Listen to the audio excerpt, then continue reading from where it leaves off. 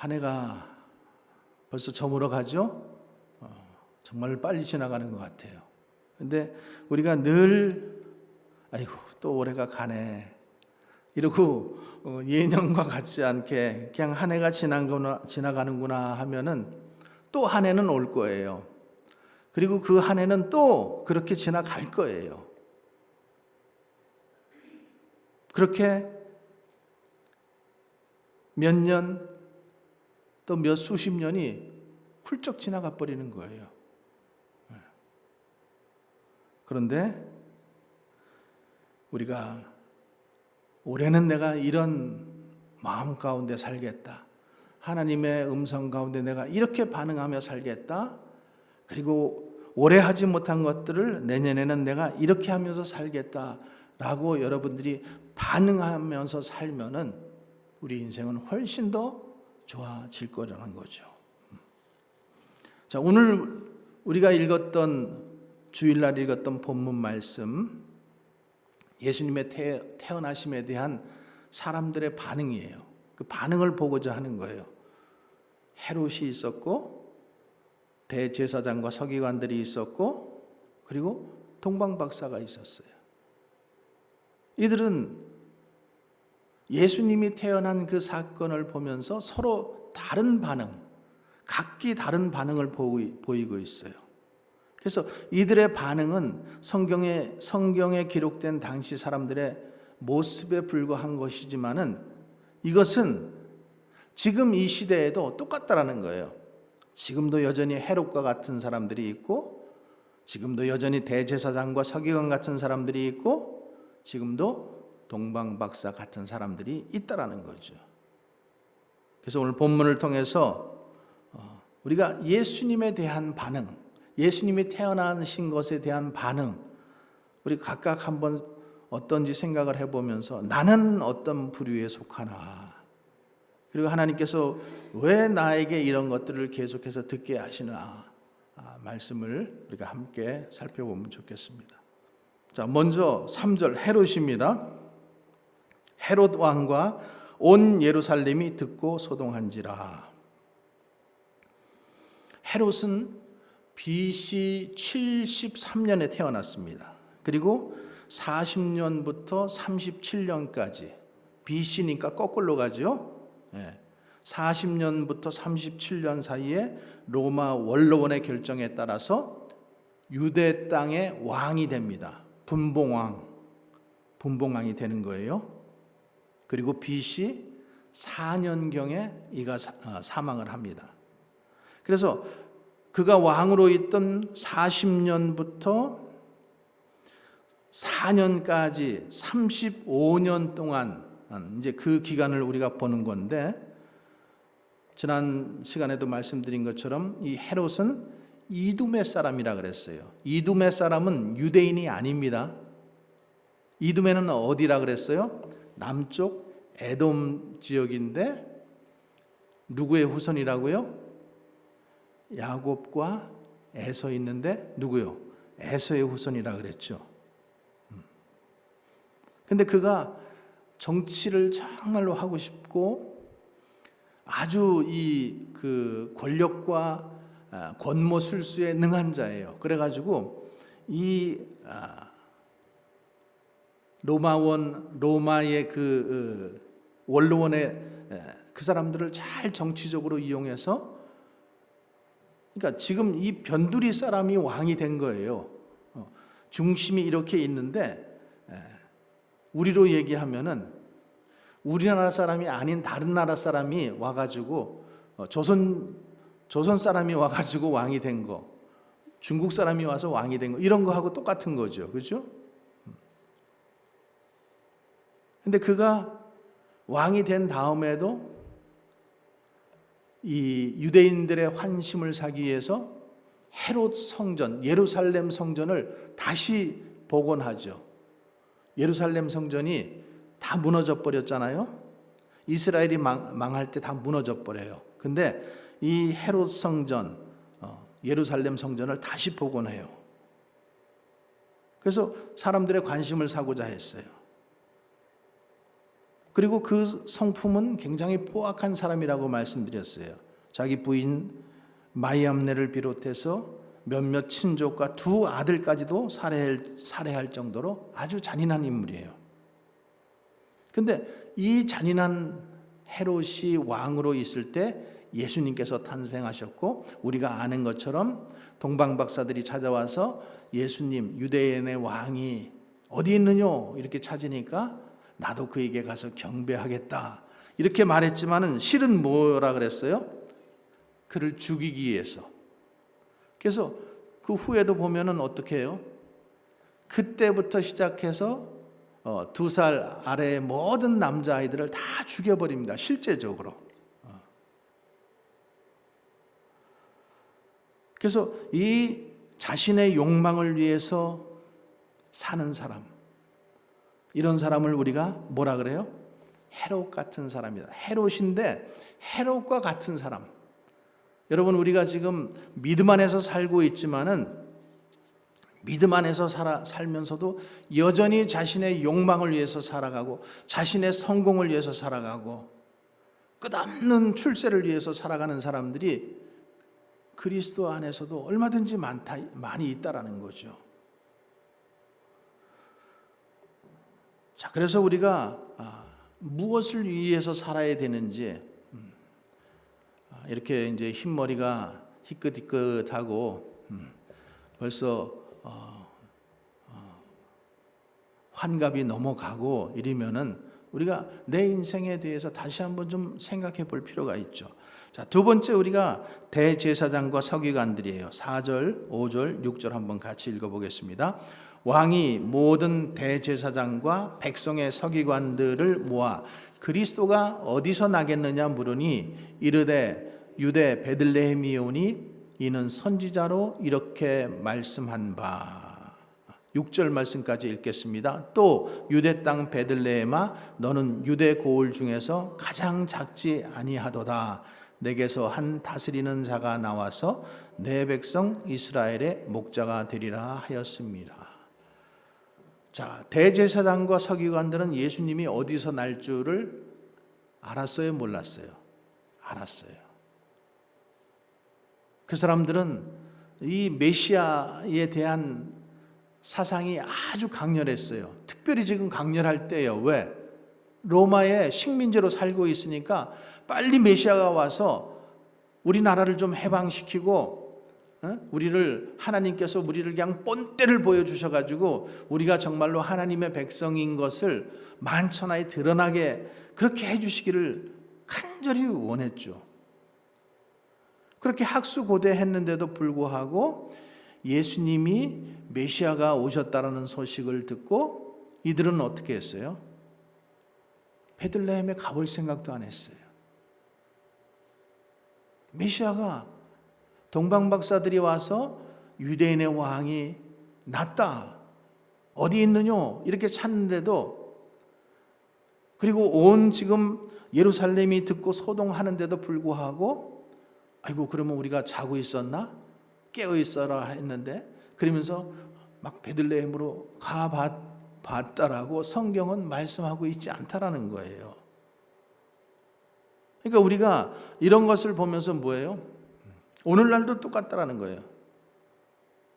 종교라고 하는 이 종교성에 매몰되어 있어서, 우리가 지난주에도 말씀드렸잖아요. 누가 더 믿음 있는 사람이에요? 술집 주인이 믿음이 있어요? 아니면은 교회 다니는 사람들이 믿음이 있어요? 교회 다니는 사람이 믿음이 있어야 되는데 그들은 믿음이 없었다라는 거예요. 오히려 술집 주인이 더 믿음이 있었다라는 거예요. 뭘 얘기하는 거예요? 종교성을 얘기하는 거죠. 예수님에 대한 지식은 있어요.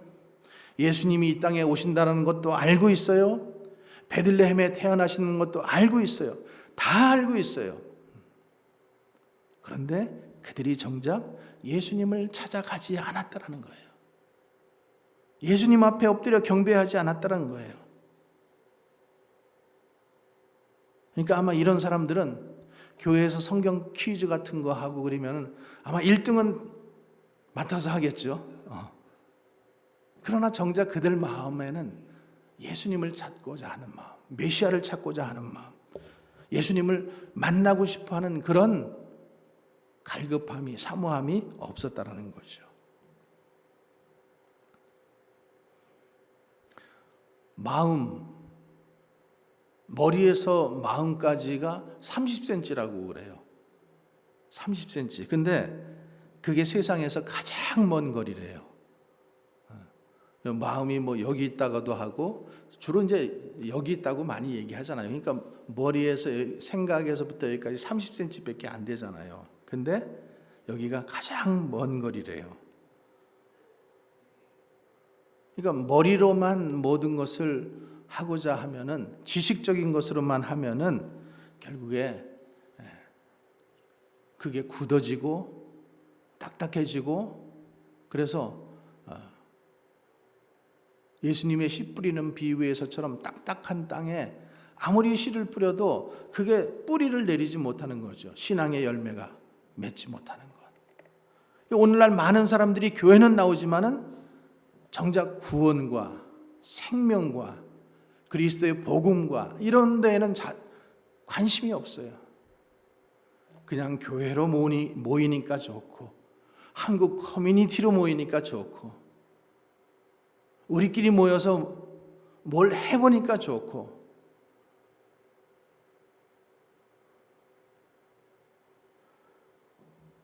예수님은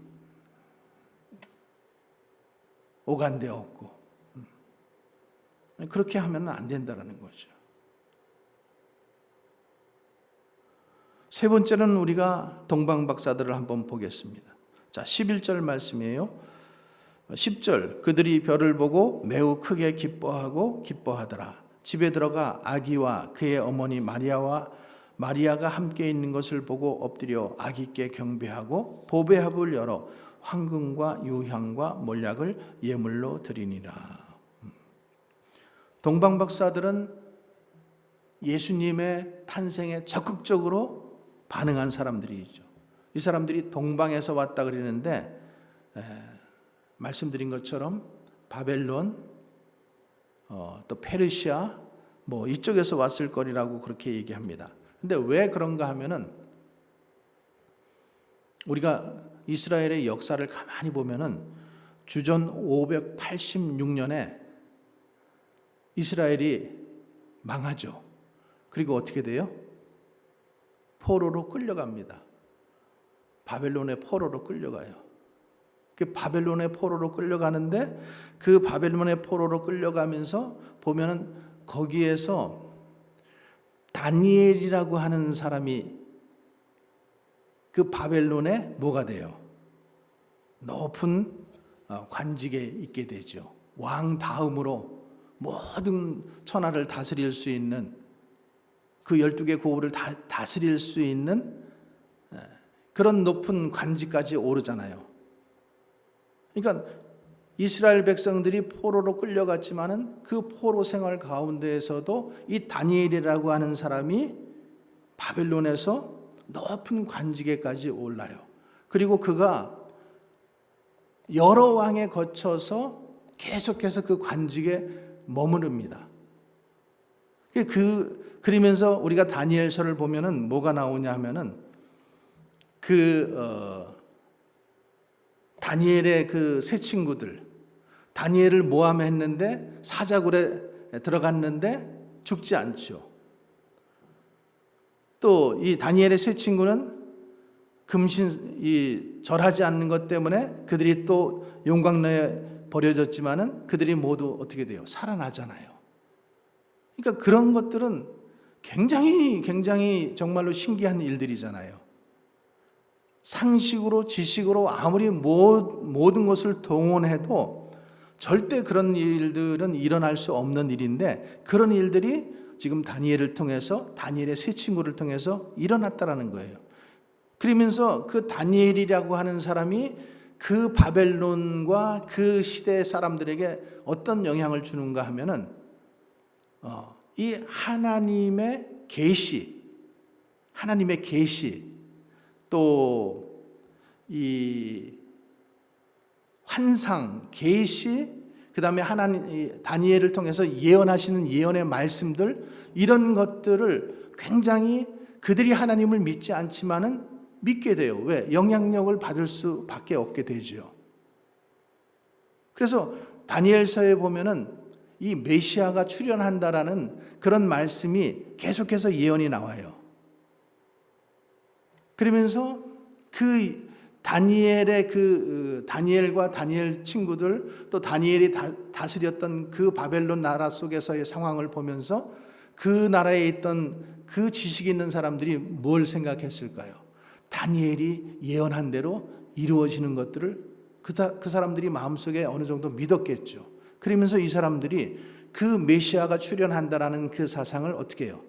자기네 지식으로, 또 자기네 어떤 것으로, 학문적인 것으로 이런 것들을 연구하는, 그렇게 된 거예요. 그러니까 동방에서 올 수밖에 없는 게 전혀 상관이 없는 사람들이 아니라 다니엘 시대에 살았던 사람들, 다니엘 그 후손들로 말미암아서 큰 별이 나타나서 하나님의 인도로 메시아를 경배하는 그것을 이들이 꿈꿔왔던 거죠.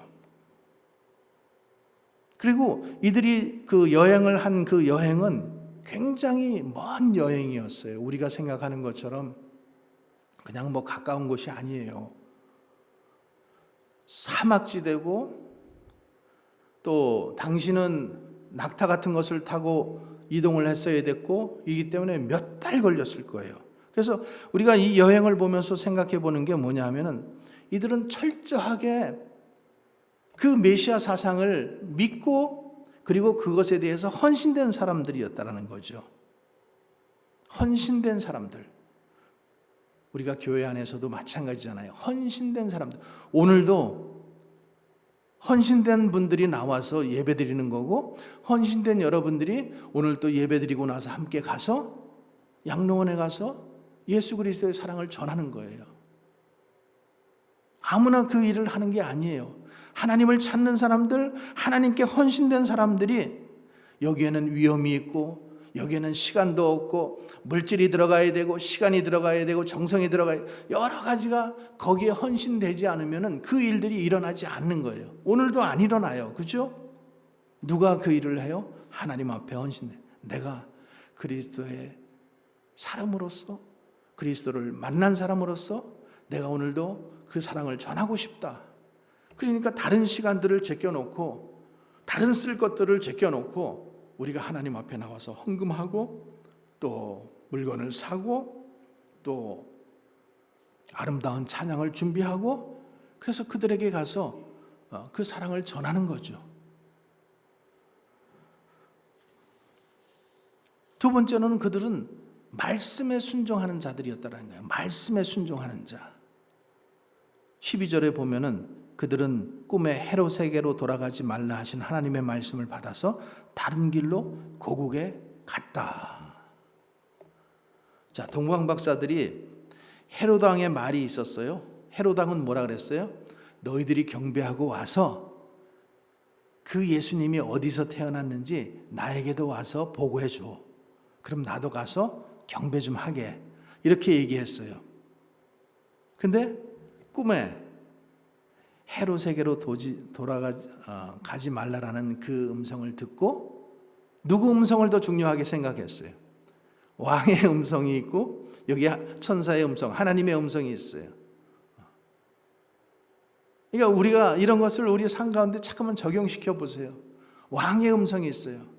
눈에 보이는, 그리고 그 왕의 음성에 복종하면은 우리가 얼마든지 편하게 살 수 있어요. 우리의 길이 어떠면 열려질 수 있어요. 성공이 보장될 수 있어요. 그런데 그 가운데 하나님의 뜻이 있는가를 우리는 항상 봐야 돼요. 아무리 정말로 시온의 대로 같은 그런 성공이 보장된 길이라고 할지라도 그 안에 하나님의 뜻이 있는가 생각해 보아야 된다는 거죠. 그래서 하나님 말씀에 순종하는 자들, 그러니까 주님께서도, 예수님께서도 이 땅에 오셔서 뭐라 그러셔요? 나더러 주여 주여 하는 자마다 다 천국에 가는 것이 아니라 아버지의 뜻대로 행하는 자라야 가리라 이렇게 말씀하잖아요.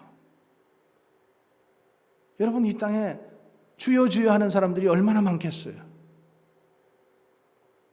그러나 아버지의 뜻대로 사는 사람은 적다라는 거예요.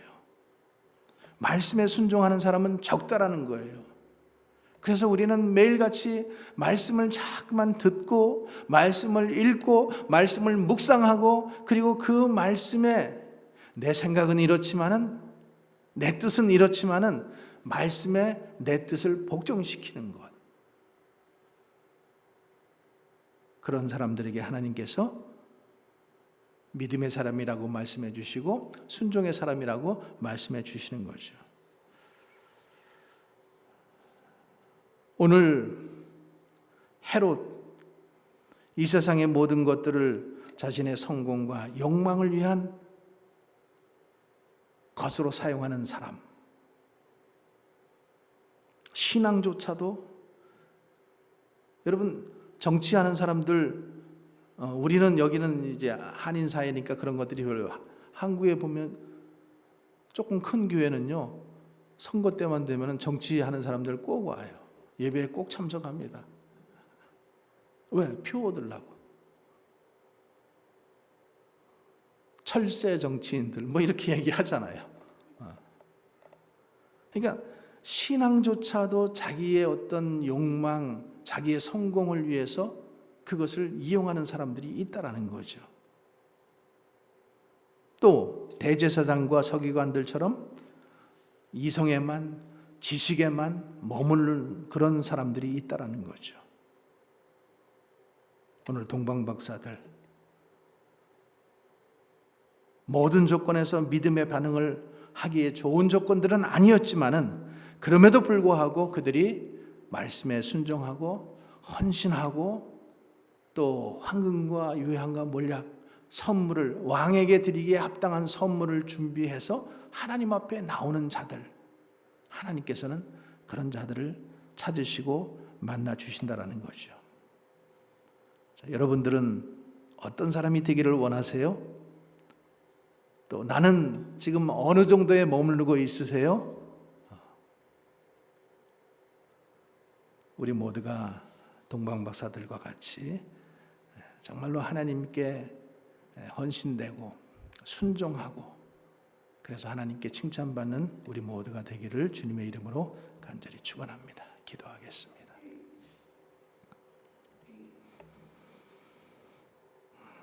하나님 아버지, 나는 어떤 사람인지 오늘 나의 실체를 더 진실하게 보게 하시고, 내가 정말로 예수를 진실되게 믿는 사람인지, 정말로 하나님을 사랑하는 사람인지, 하나님을 만난 사람인지, 아직도 부족하고 연약한 부분이 많지만은 그런 믿음의 헌신과 또 말씀의 순종이 있는 그런 삶으로 자꾸만 살아가게 되기를 원합니다. 주여 도와주시고 성령께서 우리를 인도해 주시옵소서. 거룩하신 예수님 이름으로 기도하옵나이다. 아멘.